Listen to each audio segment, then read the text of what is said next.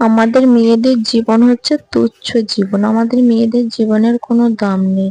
গাছের পাতা যেমন ঝরে পড়ে আবার নতুন করে গজায়, আমাদের মেয়েদের জীবনটা কিন্তু সেই রকম। আমরা মাঝে মাঝে ঝরে পড়ি, আবার মাঝে মাঝে সংসারে গর্জে উঠি।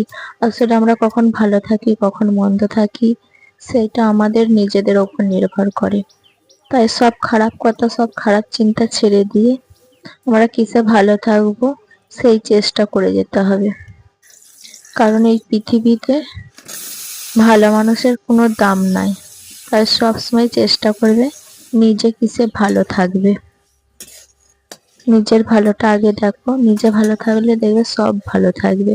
এটা আমার 15 বছরের জীবনের অভিজ্ঞতা থেকে আমি এই কথাগুলো তোমাদেরকে বলছি। যাই বা হোক, অনেকক্ষণ বক বক করে ফেলেছি।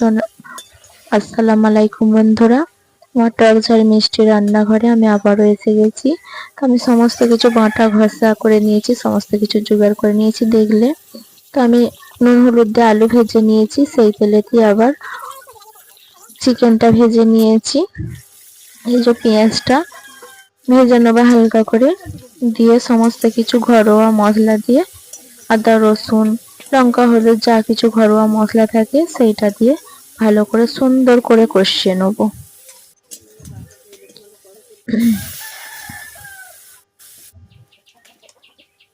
আমাদের জীবনে চলার পথে চলতে গেলে অনেক কাঁটা অনেক বিপত্তি আসবে।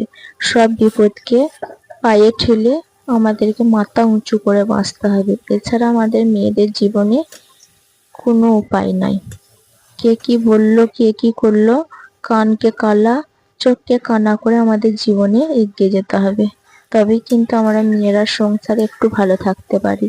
তাছাড়া কিন্তু আমাদের মেয়েদের ভালো থাকা কোনো উপায় নাই। যাই বা হোক, তরকারিটা আমার কষানো হয়ে গেছে, ঝোলের জন্য পানি দিয়ে দিয়েছি, তরকারি হয়ে গেছে।